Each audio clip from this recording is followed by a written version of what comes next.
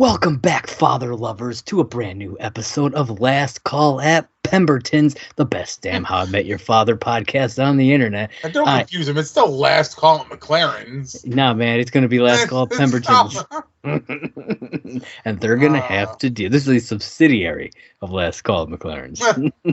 Now you're just going to confuse everybody. That's okay, as long as they still come and watch. It'll still be labeled Last Call at McLaren's, so oh well to them. But yes, I am one of your co-hosts, Josh, here with my best bud, John. How you doing, man? You excited? Bro, I am ecstatic that we're back with Father. Hells yeah, man. And I quite enjoyed this episode, so I'm excited to talk about it. What have you been doing lately? You know, we haven't had to cover Father in a while. We have not, but I mean, it feels like just yesterday that we were recording How I Met Your Mother. It's true. It was not that long ago. No, I haven't really been up to much. It was kind of nice to sit down and watch How I Met Your Father. It was really nice to get the feel for the gang again, and Pemberton's that wasn't in this episode, but it was still there. Yeah. Well, no, I mean, it was in the episode. I should say that. Yeah. It just wasn't in there very much. It's true. Beginning and they bookended the episode for us with Pemberton. So yeah, it was good. This is the mid-season premiere, everybody. Woo! Season 2, episode 12, titled "Not a Mamma Mia." Listen, I loved that whole little debate about whether it was Mamma Mia or if it was something else or if it was something. Because in my mind, like, they're right. It was kind of like a Mamma Mia. She's trying to find her father, and there's 3 possibilities. I got it. Like, I do have to say, though, I think it's a really big missed opportunity with the title of this episode to have not just titled it "How I Met My Father." Oh, 100%. Like, it's sitting right there. Yep. She even says it at the beginning of the episode. Future Sophie even says it.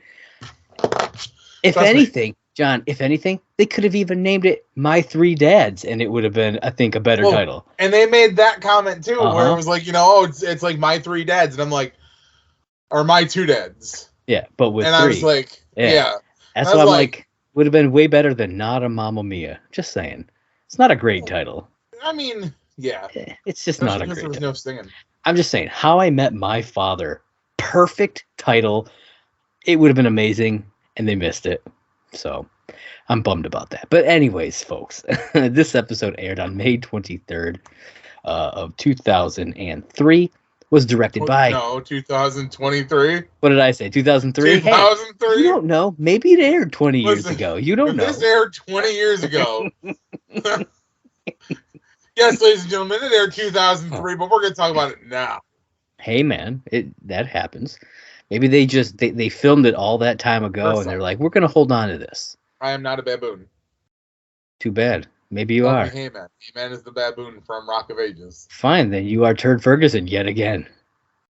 If you folks are only listening to the How I Met Your Father side of this podcast, then you have no idea what that reference is too. So I highly recommend going back and listening to the How I Met Your Mother part. So there it is. This episode was directed by our favorite director of these shows. That's right, the one, the only, Pamela Fryman, and it was written by Donald Diego, who is a producer on the show and has written 2 other episodes. He wrote Season 1, Episode 6, Stacy, as well as Season 2, Episode 3, The Reset Button. All right. But the real question is, did Stacy's mom have it going on? That's always going to be the question for the rest of our lives, John.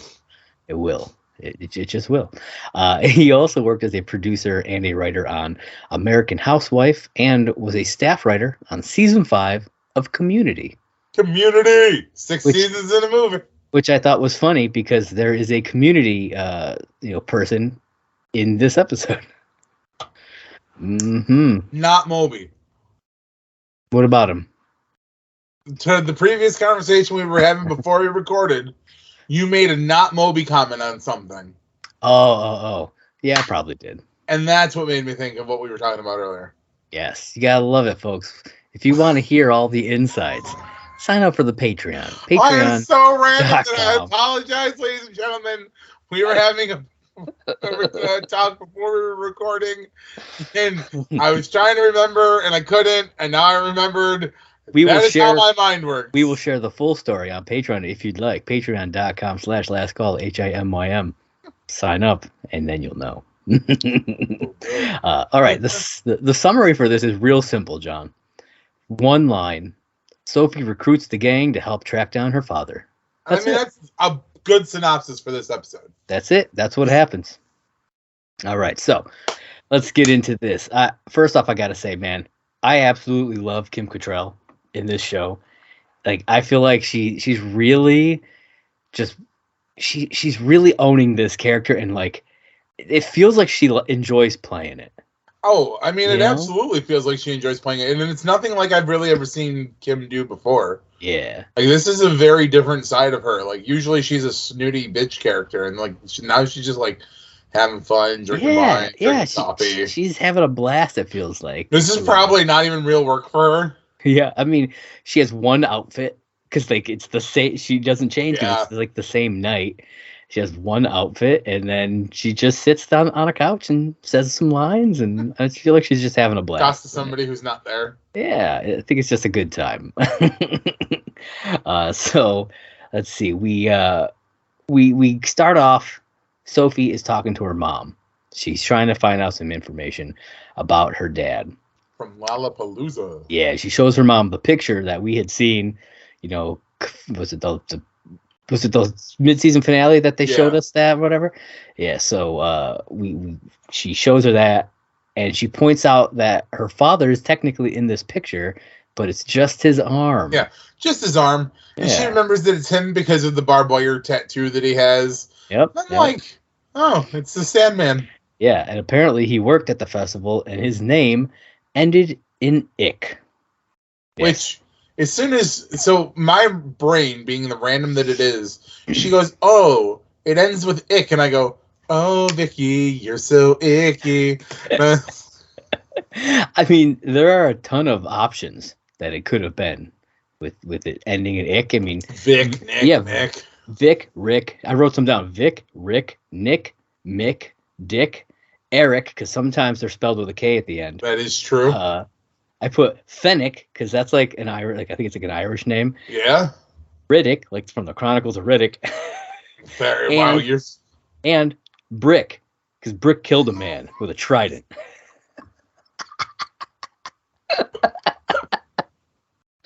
And I mean, if his name is Brick, you never know. Oh fuck! There was a horse and a man on fire. Not through a trident. Brick killed a man. If you guys out there can come up with any other ick names, let us know at on Twitter at Last Call HIMYM. Love to hear. Emmerich, there you go. Emmerich. Yeah, Emmerich. That's a good one. See, now you guys can't take it. Sucks to be your face. Yeah. Sucks to be you. Go choose some Big Red. Yeah. So they have narrowed it down to 3. Apparently, Vale blackmailed somebody for this information. Listen, I love where like she crossed that line to like get this information. Yeah. I'm like, I'm sure there was probably easier routes to go, but probably. No, but it's Vale. You know, she did what she had to do. I mean, narrowing it down to 3 though is impressive. Oh, absolutely. Yeah. I noticed something in this scene. On the bar, like they're all standing there, right? On the bar is a glass of beer. It's got the Blue Moon logo on it with like an orange wedge in it, just perfectly sitting there, logo out. I'm assuming it's some sort of product placement because nobody touches it. No other customers are around the bar. It just sits there, like center of the camera, pretty much. I don't think I noticed that. Horrible product placement. Yeah, I'm just like. Okay. There's a couple other times where they do like somebody's drinking a bottle of Blue Moon, the label's out. Like it's got to be a product placement for them. We don't do sponsors on this show. I mean, not like we get anything from them. I mean, if Rockstar wants to pay us, we'll totally do some more. I mean, they want to send me a case of free fucking I'll wear a Rockstar hat in every episode. Well, I'll find a way to work Rockstar in every conversation. Hells yeah. You'd be like, oh, Sophie ran up these stairs. Yeah, if I drink my Rockstar today, I can run up a flight of stairs too. See? We got you, Rockstar. But I mean, hit us up. Like a good boy, ladies and gentlemen, I'm drinking 0 sugar. Yep. No sugar, all the caffeine. There it is, folks. Listen, Johnny needs some caffeine today. It's true. You know what Vale needs, John? To end this damn engagement with Swish, because apparently that's still going on. When she said that, I was like, oh boy. So this is still going on, and then they flash over to him, and I'm like... And here's my question. Why is she still stringing him along? Like, I don't understand the reasoning. So I thought the same thing. I was like, there is no reason for this. Like, this is just a pointless, like... It's like, since when is Vale afraid of dumping a guy? Like, come on. Like, she doesn't strike me as the person who's going to be like, oh, I got to protect their feelings. She strikes me as the kind of person who's going to be like, hey, listen, I need some space. Yeah. You're in it. I need you to go over here. Yeah. And it's like, is she legit going to marry this guy? Like, I hope not. What the fuck? Like, this can't be a thing. Like, it just can't. Her and Charlie need to get back together. How about this? This is what happens. We're gonna have a Ted Stella situation, and she's gonna leave Swish at the altar for Charlie. That would be really sweet. Be shitty on her part. Because she would be the Stella. That is true. You know what Stella. I mean? It's like she needs to end this before it gets too far. It's funny, but she needs. It is. You are right, but there's a point of no return. And I just hope she doesn't get to that. So then they decide, they kind of split up who's going to go where, between these three guys. And so Vale, we will break our 3 storylines. Yeah, so Vale and Sophie are going to go and find Nick Foster on Staten Island. Sid and Jesse are going to go find Rick Graham in New Jersey. And Charlie and Ellen are going to find Dick Weber Morris in Yonkers. This is then where we get the Mamma Mia and my two dads joke and everything like that, which I really enjoyed that. I thought that was fun. They went through a whole lot of stuff there. Dude, they went through a lot of stuff, and I was just like, it's impressive that they named as many as they did. But like you said, there was missed opportunities. And I was like, whatever. But it was still, it was still funny. Yeah, I'll be honest. When they said 3 dads, I instantly went to Mamma Mia as well before I even looked at the title of the episode, because I played it before I even saw the title of the episode, and so I thought that as well. But yeah, it makes sense because it's not the same. It is more like My Two Dads, just with 3. And then before we split everything up, I did notice one last thing: the bottle of Jack with the shining tux still on the shelf, and I'm loving it. I'm going to keep track of that thing. Oh, I love that is up there. Yeah, it's still there. I hope it stays. All right. So I think we should talk Charlie and Ellen first. Yes. That's its own self-contained story. Yes. Yeah. So and the other two merge into each other shortly after. So yeah, we're going to talk Charlie and Ellen, John. You want to start us off? Oh my God. So Charlie and Ellen go to find who again? Dick. Dick. Come on, it makes sense. I mean, it does. Oh, I mean, yeah. I didn't even think about that. Mm-hmm. So they go to this guy who could be Sophie's dad, and he turns out to be nothing more than a fucking stripper. Well, retired stripper, respectfully. And they're like, "Oh God, who runs his own stripper business." Oh yeah. Well, okay, let's be fair though. Exotic entertainment. Male dancing, exotic dancing, yeah. Exotic dancing. So, real quick, okay, they show up at this place, right? They just walk in, right? And he doesn't seem to give them a problem with this. But the door specifically says, appointments only, no walk-ins. And I noticed I didn't catch that. I noticed that on the second time that I watched it. I was like, they just walked in, but he didn't seem to mind. Probably because his business is probably low. I mean, he makes that comment too. That business is kind of like, eh. Yeah. And I'm like, and Dick, this guy played by Travis Schultz. John, you know him as Keith from Scrubs, and Rick/Subway from Community. Big back. But he also was on Splitting Up Together, It's Always Sunny in Philadelphia, and even on the soap opera Passions. Ooh, I don't know if you ever watched that one. That was one of the few that I actually did watch. No, that was the different channel. I was more channel 4 with like Guiding Light and the two channels, because my grandma switched between the two, but it was Guiding Light, Bold and the Beautiful, As the World Turns, and Young and the Restless. No General Hospital for you? No General Hospital. Okay.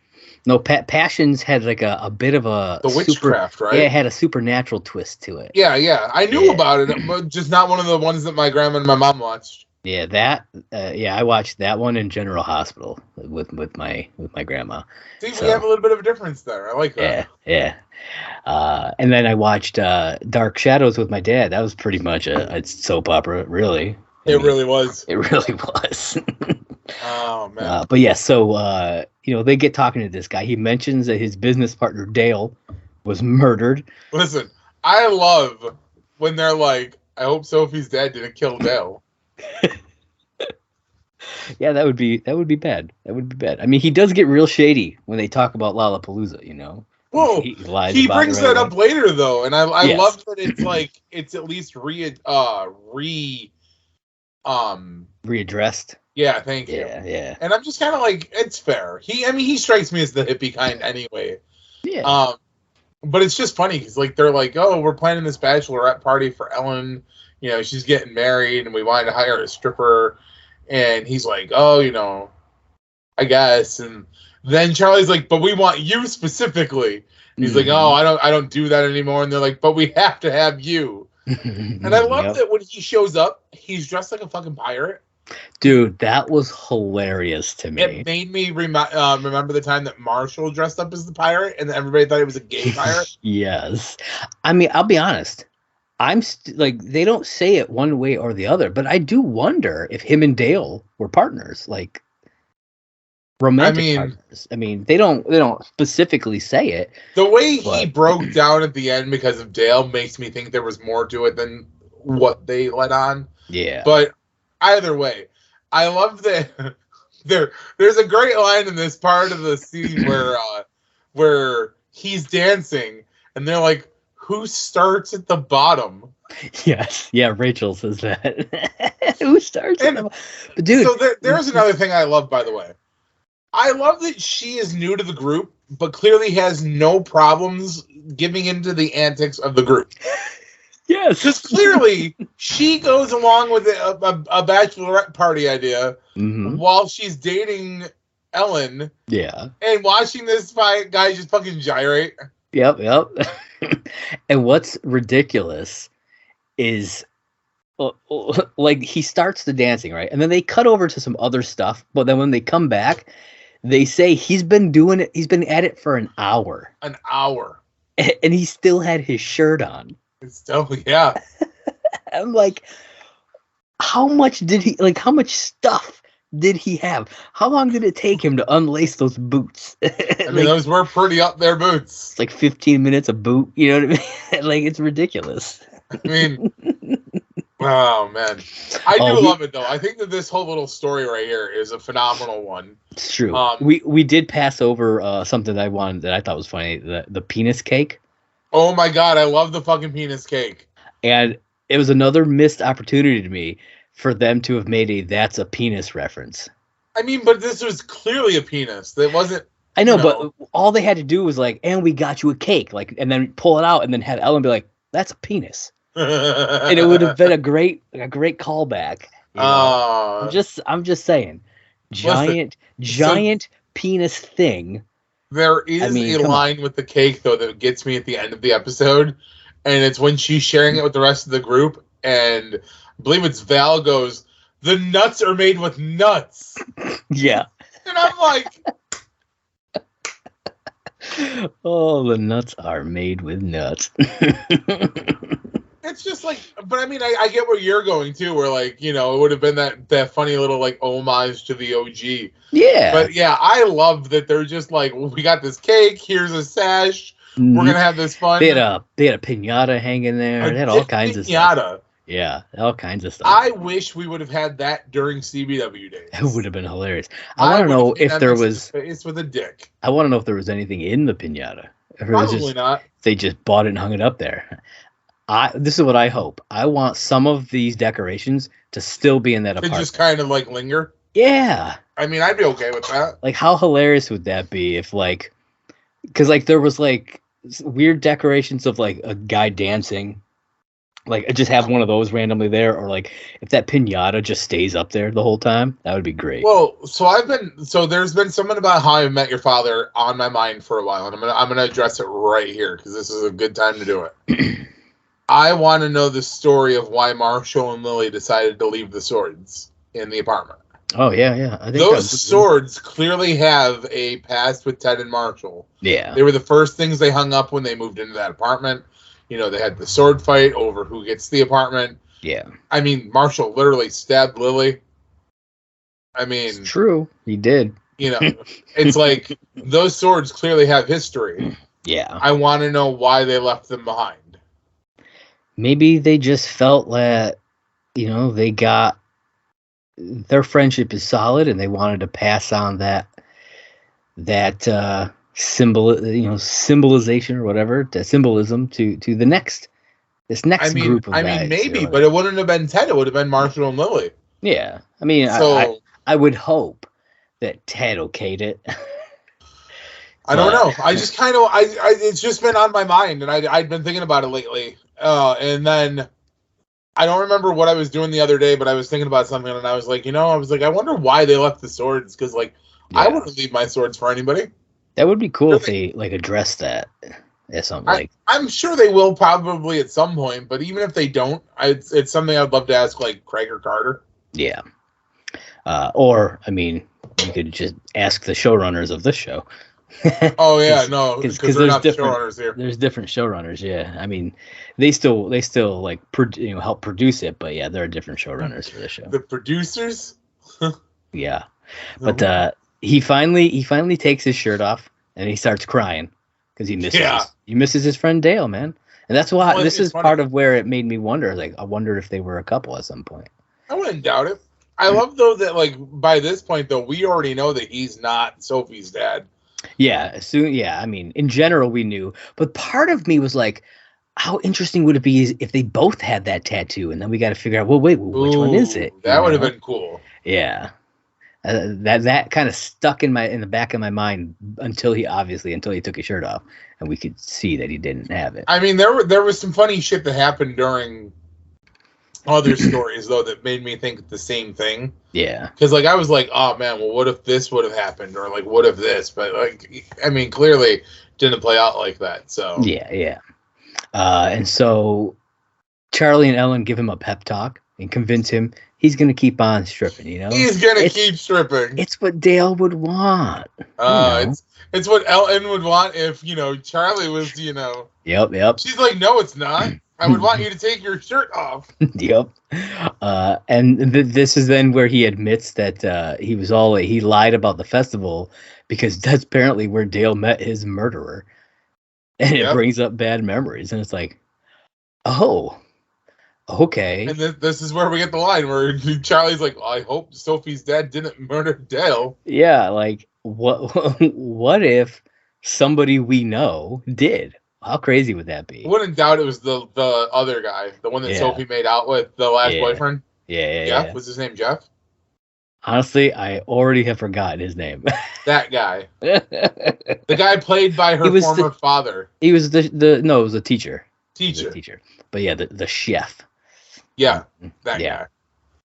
Or what if it was like her mom? I'm just saying. I mean, shit. It'd be kind of wild, right? It would be wild. We'll never see Dale because he probably got in the naked cabbie's car. It's true. Again, if you're not watching the How I Met Your Mother side of things, go listen right now to the season finale of season 3. Oh, shit. So who's part of the story you want to talk about next? You want to talk about... We're going to start with Sid and Jesse because that story leads right into the other part. There. So yeah, before we head talk off. About okay, go ahead. Before we talk about the actual story of Jesse and Sid, I have to say, I'm liking where Sid's character growth is going. Yeah. But I'm not ready for the heartbreak that's coming with it. Yeah, it's going to be hard. You can see it forming, and we all, obviously, if you're listening to this, you've probably watched the episode, so you know what it goes down throughout it. Oh, yeah. And you and I were talking before that, and you had said it's not this story's not over, and I agree. It's not. It's only beginning. Yeah, it's far from being over. We'll see her. We'll see Taylor again. So I have to say though, so we'll start talking about this storyline, obviously. Yeah. So while their story is going, Sid's texting Taylor. From, they go. Episodes. Yeah, they head over to this gym looking for Rick, and he right away he's texting with Taylor. I like the way they show the text though, where like they actually have her. Mm-hmm. And like, you know, her character's there. That's probably my favorite way of showing a text conversation that I've ever seen. Yeah, I have to say, it definitely made it more enjoyable. Yeah. Instead of just like, oh, what's going on? Oh, I was texting Taylor. It's like, yeah. And I love how when they're on the boat and Jesse's like, you want to go do King of the World? And he's like, wait, I'm sorry, I was texting Taylor. What? And he's like, never mind now. Yeah. Yeah, Jesse gets real jealous throughout this. Until he finds out Taylor's a woman. Yeah. I mean, then he just gets concerned. But yeah, he gets real jealous about it. It's just funny. I think Jesse has every right to be concerned, knowing that Sid has a wife at this point. Yeah. Like, he's not being a dick about it. He's just like, listen. He was cool about it. Like, he trusts Sid. He's like, I trust that that you're doing what you say. It's true that there's nothing going on here, and then he just lets it go. Yeah, he's like, okay. Honestly, that's a good friend right there. Yeah, voiced his concern, said what he needed to say, and then just dropped it. Yeah, like, yeah. All right, so I want to ask you a question. What are your thoughts, Lil Toasty writing a song about that wanting a three-way with Sid and Taylor? Listen, first off, I thought that was amazing. I like how she's like, I think he wrote a song about it. So he's like, why would you even think that? Well, it's called Mile High Menage a Trois. Or Mile High Menage, yeah. Yeah. Mile High Menage. And I'm like, first off, I listened to that. Like, true. I'll be honest, I never thought we'd hear the name of Lil Toasty in the show again. I really didn't. I thought it was a one and done. I mean, apparently not. And then boom, here they are, Lil Toasty. I'm hoping at some point that they do like a sample of the song, because I would like to hear like amazing. But I will say this. And this is going to make me... I'm not advocating the talking to Taylor. Because I get having a female friend that you talk to even when you're with somebody. Because I've been there. Yeah. But is it sad that I already like Taylor more than I like Victoria? You know, Hannah. Or Hannah. Yeah. Yeah. I don't like her that much that I don't even remember her name. I get it. Yeah. And it's like I liked Hannah, but one, she's like never on the show, and two, she really doesn't have that much of a this character doesn't have much of a personality. No, even when she's on the show, she doesn't have much of a personality. Like they don't write her with much of a personality, but Taylor has been on the show twice. And she has just far more personality. You already kind of get that sense from her, you know. Yeah. And yeah, I agree. I like her. I unfortunately like her more than Hannah also. Bam. Okay, so we're on the same page. I don't feel as bad. It's like, and it's hard, you know. Long distance is not easy. No. So let's address this fact. Is what Sid is doing considered cheating? I don't think so, mainly because I don't think he's not doing anything intentionally, right? As far as, you know, he's concerned, he's just talking to this friend that he met. 100%. I don't think he's doing anything malicious. It's not until Jesse points out that's the kind of stuff you do when you're into somebody. Yeah. That Sid hadn't even considered that was a thing that was happening. And then as soon as he recognized that, he ended it. He did. You know what I mean? Like, without hesitation. However, and this is just what I'm hoping because when he ends it, she'd already been like, hey, me and my friends are going out for karaoke. And I love that he knows all the words of the Macarena. You can put that out there. Yeah. I'm hoping he still shows up for karaoke in like the next episode. Yeah, I'm super intrigued as to where that story is going to go, because it's going to be it's gonna pull at the heart. You know what I mean? Oh yeah. It's really gonna. I mean, this episode hit. did a very good job at hitting me in a personal level. Yeah. I texted you and told you straight out like I needed a few minutes before we recorded because I wasn't done crying yet. Yeah. It hurt. Like it hurt, but not because of this storyline, obviously. No. But I think that I want to see more Taylor on the show. Yeah, me too. Yeah, and she's cute. Like. Yeah, I agree. I think they'll make a great couple when they get there finally. All right, so I want to talk about Rick. Absolutely. So they go to this gym, and I love Jesse's like, I'm going to sign up for the trial, and then I'm going to cancel it before the week's up, you know? But this Rick guy comes out, and it's just like an Asian dude. And then Jesse's like, do you think Sophie's half Asian? I'm just like, what? Man. When he said that line, I was like, first off, you would know. There'd be signs. I'm just saying. Yeah. Probably. Yeah. But it made me fucking. Though I guess it's possible. You know what I mean? You're not wrong. I don't know. It made me laugh the way he like half-assed like whispers it to Sid. Yeah. And I'm just like, dude. Yeah. And then I love when they meet back up on the boat with Sid and with Val and Val and Sophie. Yeah. Yeah. They're like, oh, I'm sorry it didn't pan out. He's like, no, we got a good Zumba class in. And I'm like, yes, they would.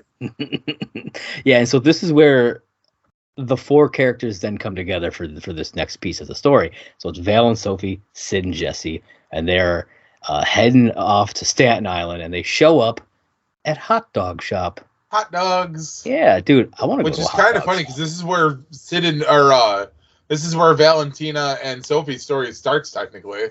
Yeah. They didn't have anything else outside of obviously the opening. Yeah. Until right now, which I was like, okay, interesting. So it's Sid and Jesse's story is pretty much just done. Yeah. Now they're just merging in with theirs. So the four of them go to this hot dog shop, and the first thing I thought of, I wonder if they have the best burger in town. I mean, do they sell burgers or just hot dogs? I mean, they probably only sell hot dogs, but it made me think of the hamburger thing, like. Yeah. But then I love how like, Sophie's like, yeah, we're looking for Nick, and the lady's like, oh, Nick's not with us. Yeah, Nick's dead. Which because Sophie was like, is Nick around? Okay. And the lady looks at her like she doesn't like confused, like what? But we learn later that Nick works there. Yep. So why was she confused? Who knows? If somebody comes in and says, "Is Nick around?" you would think your first response, knowing that Nick runs that place, that's who they're talking about. Like, I mean, you would think that, but apparently that's not what that girl thought. Like, nah, he's not here right now. He'll be in later or something. You know what I mean? But no, because then her confusion prompts Sophie to expand on her why she's asking, and she's like, I want to meet the famous Nick who opened up this place or whatever. Yeah, I'm a hot dog fan or hot dog head. And that's when they're like, yeah, the original owner of Nick's is dead, and so they go to his grave. However, this leads to two things that I absolutely love. Okay. Apparently, Sophie's horrible at math because she says there's a 50% chance my dad is dead. That is technically wrong. It would be a 33 1/3% chance her dad is dead because it's one of three guys. Oh, yeah. Well, no, because Jesse and them are already with them. Oh, yeah. No, you're right. And whether or not there's a shot that she could be Asian, they've already ruled out that. That's true. Yeah, that sucks because I was really relying on my Steiner math on this one. But then, how beautiful is it that they all sing "Amazing Grace"? Yeah. I was just like, oh, that is really kind of sweet. I mean, the idea of it is beautiful. Their singing, not that great. I mean, they did what they could, bro. It was an impromptu, just little, like, let us celebrate moment. True. And then obviously somebody comes walking in. Yeah. And they all run, which I don't get why you're running. You could be there to pay respect to somebody. Like, I see it all the time in cemeteries. People are paying respects to, like, people. Yeah. Like, it doesn't mean you didn't know him. It's true. No, yeah. Does it make it a little awkward? Yeah, but I think they're just so like kind of freaked out at the whole situation that they're like, 100%. We can't let anybody know what we're doing. So here's the thing. I'm gonna. I don't want to speed to the end of it, but I wanna, because there's shit about this that I actually love. So as they're standing there and they're like, she's like, "Oh my God, he's here!" You know, that guy's at my dad's grave, and they're like, "He has the barbed wire tattoo." Yeah, and she's like, "Oh, he was." That means he's my much older half brother. Yeah, and I love how they're trying to explain it to her, and she looks at Val and she goes, who got the tattoo to honor our father. Yeah. I love how Val's like, she looks at Val and she goes, "Can you text me so I don't seem stupid in front of everybody?" Yes. And I'm like, oh my God, this is fucking horribly painful. Oh, yeah, I thought it was hilarious. But then I love how, like, they follow him back to the ferry and then back to the hot dog place. Yeah. And that whole little scene takes place about, like, the dad test. Oh, well, I mean, there's stuff that happens on the ferry. Like, there's more texting with Taylor, yeah. I mean, this is where the King of the World thing happens. That's the King of the World thing. You know, he's continuing to get jealous. By the way, we did not mention yet, Nick, played by Clark Gregg, who is Agent Coulson in the MCU. Coulson! Yeah, buddy. Who a lot of people thought was dead. True. It's a great, I mean, he is dead. I don't actually consider Agents of S.H.I.E.L.D. As canon. So because it contradicts stuff in later seasons. So I think it's a different multiverse. I think it's a different universe. Hold on though. Whoa. So, just saying. Whoa. But what if follow me here, Coulson from the first Avengers movie was a Skrull? I mean, that would be pretty dope if that is the case. They never actually show him die either. He's shot and wounded, and then they throw a bunch of bloody cards on the table to make the Avengers happen. They don't actually ever show Coulson dead. I mean, that if Coulson shows up in Secret Wars, dude, mind blown. I'm just saying, there's a possibility. I'd be okay with it. The Skrulls have invaded way more than people think they have. Mm-hmm. I mean, they were fucking Nick Fury. They were fucking Nick Fury, and I'm sure it was good. I mean, Robin Sparkles is a fucking Skrull. It's true. She's a Skrull, and she invented the dab. Mm-hmm.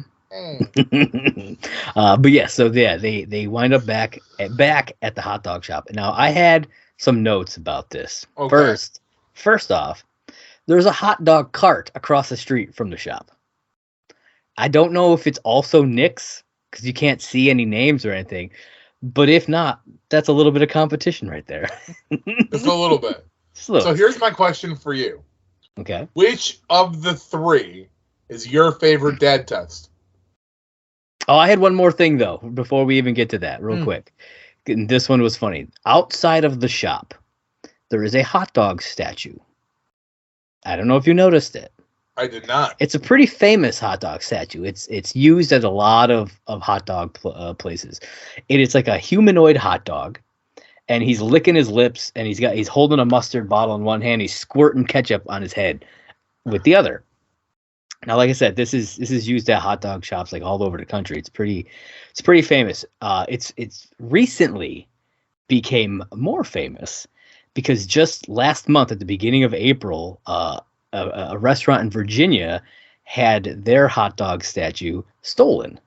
Oh, no shit. And then just last month in May, so this month for us, by the time you guys hear it, it might be some of you, but we'll be listening to it after, it's no longer May. So at the beginning of May, they found it. Somebody had buried it in the woods. Huh. Yeah. And so I had just read about this 2 weeks ago and saw the picture. And I was like, this is a weird fucking hot dog statue. And I thought it was just like a one, like it was like that was their statue. I didn't know before this. I didn't know that it was at all these different places. And so when I saw it, I was like, why what's going on here? They have that exact same fucking statue. Maybe they're the ones who stole it. Like that was in my head. I was like, are they just trying to be funny? Like they made this like, oh, maybe Nick stole the statue, because it just happened. But like I said, then I had to look it up, and apparently it's a thing, hot dog. So yeah, I had to talk about that because it was I caught that on my third watch. I didn't even catch it on the first 2 times that I watched the episode, because on my third watch I was like trying to look at all the background stuff. To see if there was anything interesting that I could catch, and I sure as fuck did, man. Look at you catching shit. Yeah, buddy. But yeah, so then we go inside, and Sophie's real nervous, and they come up with a plan. What is that plan, John? They come up with a series of dad tests. Each, it's Val has one, Jesse has one, Sid has one. Yeah. And they all do something slightly different. Sid goes first. I thought this was very similar to the welcome protocol. Yes. It's like these tests and things that everybody has kind of their own plan for it. I thought it was really interesting. So again, though, whose test was your favorite? Whose was my favorite? I think Jesse's. It's the most simplistic, but I think it was my favorite. I love how his the second one, and it was fun, is what it was. Mine favorite was Val's.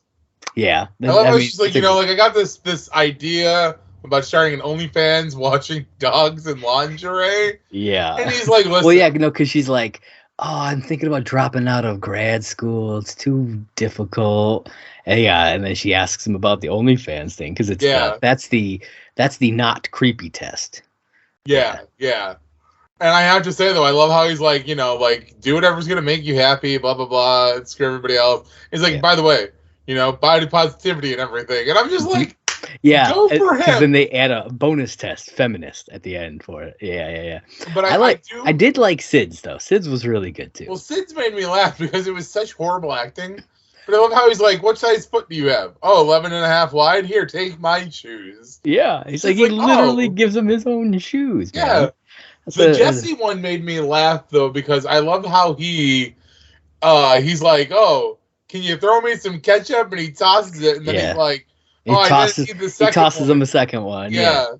And he's like, well, I didn't need the second one, so here, and he tosses it back, and then he's like, that's a good arm. Hey, go long. And he calls him Sport or something the first time. Champ, maybe? Yeah, Champ, I think, yeah. And then when he throws it back to him, he's like, there you go, Slugger, or something like that. And Jesse's like, thanks! And he walks out the door, and I'm like, it was amazing. That's why I love that one. So, did you notice though? Those ketchup packets were like, yeah, they were fucking huge. They were fucking huge ketchup packets, fucking man. Huge, Tom. Huge. I'm sorry. Oh, man. I didn't mean to get distracted. I noticed that my Roku background had kicked in. Yeah. And I just noticed that they updated it, and Reptar's in the new one. Oh, that's awesome. I'll have to take a picture of it and send it to you. But yeah, fucking Reptar. Yeah, if everybody out there, if you got a Roku, check out the new update. Apparently, Reptar. Kids. I was gonna say there's gonna be people who are like, "Who the fuck is Reptar?" Kids. There was once a show. I mean, granted, there is a new version of it. I don't know if Reptar's on the new version or not. Oh, you better be. At least in the old version when we were kids, there was a show called Rugrats, and Reptar was a cool dinosaur on there. Yeah. Dude, this one's got so much more better updates. Like, you can clearly tell what a lot of the subtleties are. Folks, I think we've lost John to the Roku screen. I'm focused, bro. This Rockstar's really kicking it. There it is. So yeah, they think this guy, he's great. Like he's like the perfect dad. I mean, and Sophie is actually excited with the possibility of being like a hot dog heiress. She mentions that earlier. She does. Now, the thing I thought was really sweet about this story at this point is that she's like, okay, they've all ran their tests. They go outside. She's like, you guys go do whatever you're going to do, and I'm going to go back in, and I'm going to try to, like, talk to him. Yeah. And then they're like, we'll come back later, and we'll try to be his, like, Yeah, we'll hang out with him later. Which I was like, oh my god, it's fucking classic right there. Yeah. But then Sophie goes back in and she realizes that there's something about it that still just doesn't feel right. And she doesn't say anything and she leaves. Yeah. And I was like, why? Like, okay, what about it? Like, yeah, it's like she goes in and he's in the back and he's like cheering for the Mets, right? And that's all we really get. And it's like, does she not like that he's a Mets fan? Like we don't really know, because she just changes her mind and leaves. Now when we catch up with her at the bar after they've done like the little bit of everything else and she comes in, she explains it. And I'm not trying to jump the little bit of story there, but I'm gonna go to her coming in and catching everybody else up. She explains that because there is a little bit more with Sid and Jesse before we get there, but we can loop back to that. I like that she explains it in a subtle politeness way where she's like, she's missed so much that she just feels like at this point in her life it would be really complicated to fill him in. Yeah, it's too much. The pressure of it's just too much. Yeah. And before we go on from that, we'll loop back around and catch the Jesse Sid. Yeah. And this is where, Jesse, he's talking to Sid in the apartment. Yeah. And I love that he's like, I got like this food. I got this fucking box of cigars. Yeah, he got the a home brewing kit. Yeah. Yeah. Which I was like, why would you get a home brewing kit when your buddy owns a bar? And you live above one. Yeah. Yeah. The box of fucking cigars, though, made me really think of the gang because, like... Yeah. I was like, oh, man, that's something like Marshall and Ted would do. Yeah. But, yeah, like, when Jesse comes home, Sid's chatting with Taylor again. Yep. Yeah, and this is where, like, he comments about how, like, oh, you're talking to Taylor all the time, and I just feel like we're not broing as much. And that's when Sid reveals that Taylor isn't a dude. Yeah. Taylor's a chick. Yeah. And Jesse's like, wait. And he wasn't trying to hide it. It's just because when Jesse's like, wait, it's a woman? He's like, yeah. Like he wasn't trying to hide it. It's just no. It kind of reminded me of Jenkins. Jenkins. Jenkins, yeah. Like if I told Lily the truth, think about all the things I told you about Jenkins, and then they recap a lot of it really quick, and it's like, it really changes the way like you would think about somebody when you know that it's not a man. Yeah, I mean, and it does. It changes the way it does. But this is where Jesse instantly is like, like, hey, you are married. Yeah. This is the way you act when you're into somebody, and Sid's like, oh, shit. And he texts Taylor that he doesn't think that they should talk anymore. Yeah. And you can tell by her response text, she's hurt by it, but she understands. Yeah. But this is also why I don't think the storyline is over yet, because, like I said, I think he's going to show up at that karaoke. Yeah, something's going to happen. It's definitely not over. Whether or not he shows up at the karaoke, it's definitely still. I don't think it's over. Yeah, absolutely. But yeah, then we go back to the bar. The whole gang. They're like you said before. They're eating the penis cake. Yeah, they're eating the penis cake. Nuts made of nuts. And this is when Sophie walks in and she talks to the gang about everything, and they're feeling bad for her. Yeah, but they reassure her, which this is why it's such a great friend group. Like they're there for her no matter what. Yeah. And then you hear the door shut, and it's her dad standing behind her. Yeah. And I thought about this after I watched the episode, and I was like, I think he knew Sophie existed. Yeah. I think he knew that he had a daughter.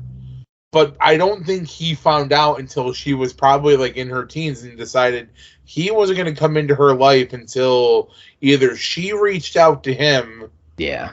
But the thing I think he knew as soon as she walked in that shop who she was. Oh, probably. Like sitting there, he's interacting with all of her friends.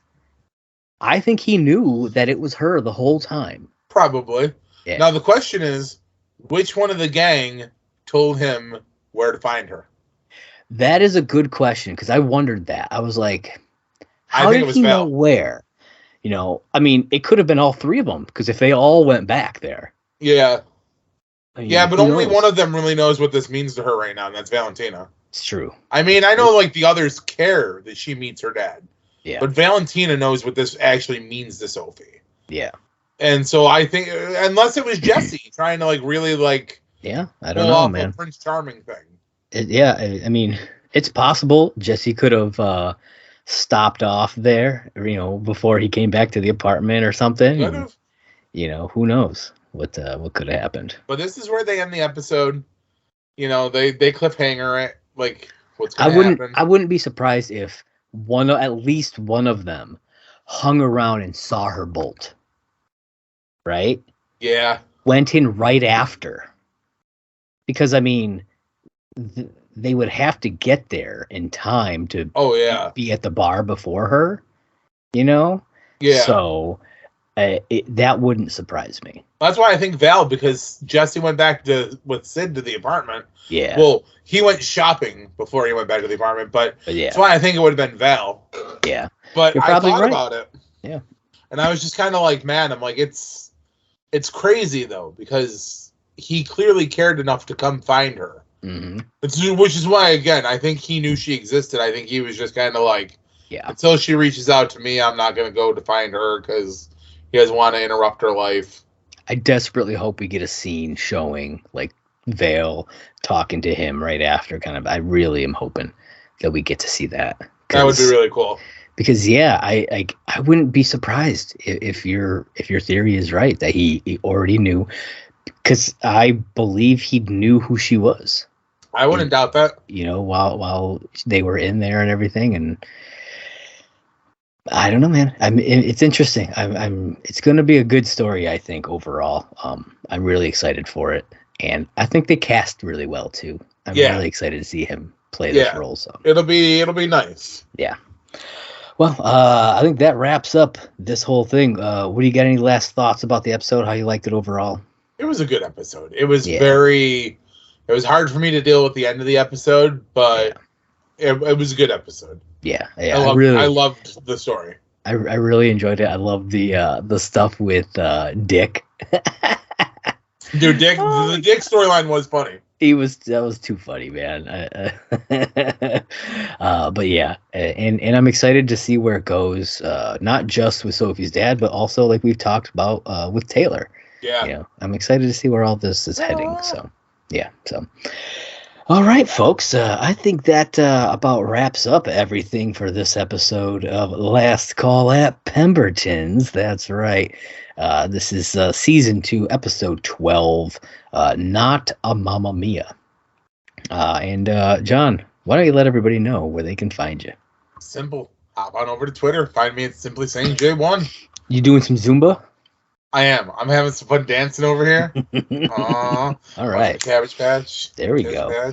You guys can catch me on Twitter at Movie Blog Merc. That is the Twitter page for my site, Merc with a Movie Blog. If you're watching this on YouTube, you're watching it on the Merc with a Movie Blog YouTube channel. So be sure to hit that like button, smash that subscribe button, and click that little bell wherever the fuck that thing may be. If you're watching from your mobile device, don't forget to click that little bell and set your notifications so that when we drop new content like this episode, you're notified of it. You don't have to go search for it. Boom shakalaka. That's right. And be sure, if you're on audio, head over to anchor.fm/lastcall HIMYM, and you can leave us a voice message. We want to hear all your pretty thoughts and maybe some dark thoughts. I don't know. Oh, yeah. We want to hear everything you've got to say. Are we doing something you don't like? Let us know. Are we doing something you do like? Do you like Josh's facial hair? There it is. Got some white hair kind of popping in there.